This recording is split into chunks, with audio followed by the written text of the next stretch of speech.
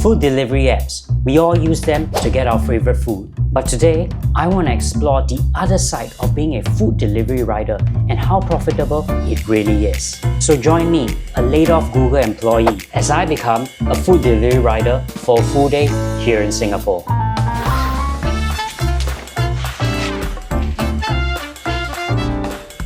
Today's video is very personal to me because I myself was laid off from Google after working 8 years there.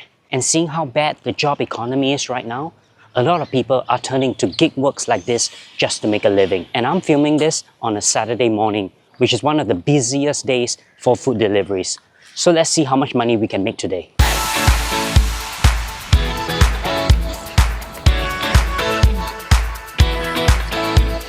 Oh, we already just got our first order, so let's go.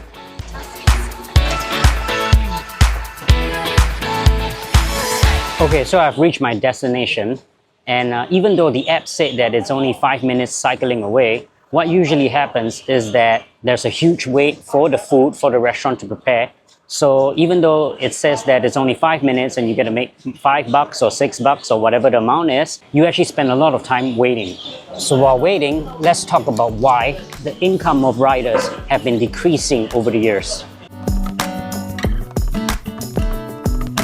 Firstly, the cost of everything has been increasing, so these app companies have to increase prices to make a profit. The problem is, they cannot increase prices anymore because they have already been doing it and you, the customers, are already frustrated with the high prices. So the next option is to increase the price they charge to the restaurants. But if they do that, the restaurants will simply push the price increase onto the app and we're back to square one with you frustrated with higher prices. So this is why these apps turn to their last option, paying less to their riders. This turns out to be the easiest options because these riders usually have less bargaining power and they'll continue to deliver even if the price is low. Thank you.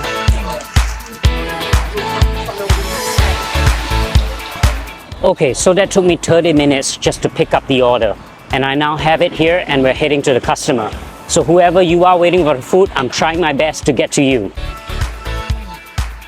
So in the app, it says that it's going to take me only 5 minutes just to reach my customer. I'm so lost right now because this is a new area to me. And that's the thing, right? The app can bring you to anywhere to pick up and deliver, even if you're not familiar with that place. Continue for 300 meters, then turn left. You can't see the road in front of me right now, but I'm actually cycling uphill. This is a pretty good exercise because my thighs are burning right now. Boss, I have a Grab delivery. Oh, today. Okay, thank you. Hi there. Sorry, don't mind. I'm actually filming my whole process here. There you go. And you have 2 drinks, right? You texted me, right? Yes, that was me. That was me. Because yours is... Send me the link of your YouTube channel also. Oh, thank you. Thank you. Okay? Thank you. Take care. Bye-bye. Okay, so I finally completed my first delivery. That took me close to an hour, about 55 minutes, and I made about $5.20. So even though the app said that it is only 5 minutes or 9 minutes away by cycling, all the waiting and all the picking up all adds up to the time, and you could easily spend hours just to deliver one item. Oops, sorry, there was a hum right there. Okay, we just gotten our second order and turns out it's also McDonald's. So it seems like McDonald's really is very popular. Now, even though I took just about an hour just to deliver that first delivery for $5, that's not the full amount that I'll get. Many of these delivery apps actually have an incentive model called a point system, where the more deliveries you make, the more points you get. And then those points equate to a higher payout at the end of the day. So this point system serves 2 functions. The first is so that when anytime a rider actually complains that, hey, my ride or my job is not paying me well enough, these app companies can then say, hey, even though the base salary is low, the final payout is high because you can earn all these points. The second purpose of this point system is to actually trap riders in the same platform. Because if a competitor like Uber or DoorDash were to offer a better payout right now, I can't easily switch over because I've already accumulated some points. This is a very smart way to sort of artificially reduce competition and keep the riders on the same platform. The funny thing about this point system is that when I was working in Google in the sales team, we also had a similar point system. We were awarded points for every customer meeting we attended. So the more customer meetings we attend, the more points we get.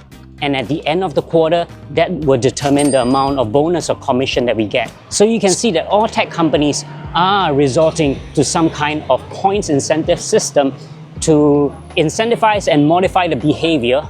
But from the end user's perspective or from the employee's perspective, it ends up making you work harder and harder because the companies can just change the point system and how many points is needed as and when they like it to be.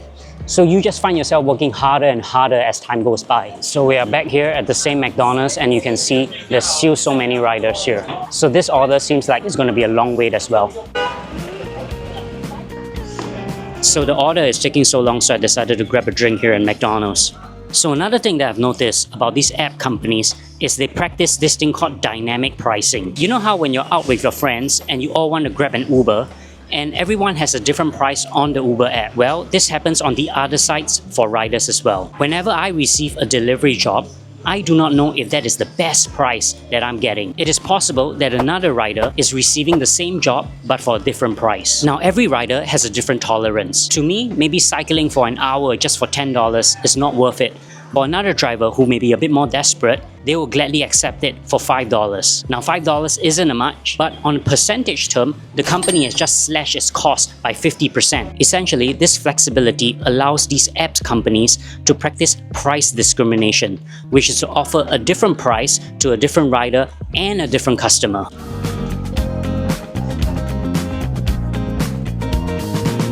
Okay, so we've gotten the second order, so let's go now.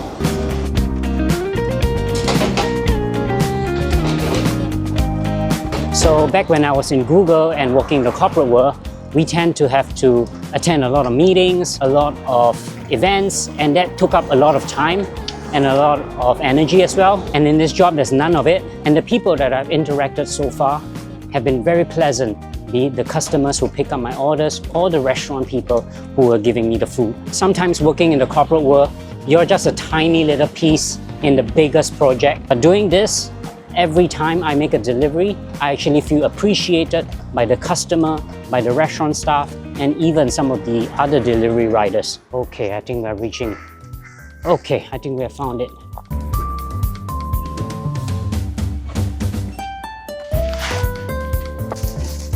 Okay, let's go. Okay, thank you, bye-bye. Okay, I just finished my second delivery, and that took about 40 minutes, 45 minutes, and I earned $4.90. So I'm just going to continue making deliveries right now, and I'll see you at the end of the video, and we'll find out how much money I made today.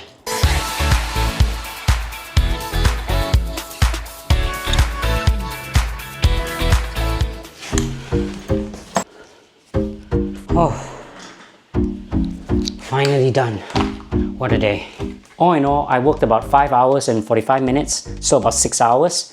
And in total, I made about $66. So that's about $11 for every hour of working. Now, I haven't included the extra money that I'll earn through those bonus points because it's going to take a while to accumulate. But still, $11 an hour. That's still lower than working in fast food like McDonald's and Starbucks here. It's also making me feel guilty right now for being annoyed for my past delivery orders when they were late, because I now know how difficult it is to find the restaurants and to cycle through the dangerous roads just to rush my order to my address. I also used to think that I worked really hard when I was in Google, when I was working late nights and over the weekends to prepare a big PowerPoint slide or a business plan. But that is nothing compared to being a gig worker, because this is real work. But while the pay is really low, I really did get a sense of ownership and achievement while doing this today.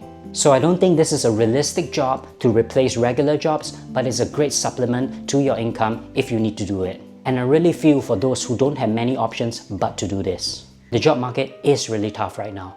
And I get it, we as employees, we gotta improve ourselves so that we can find better jobs.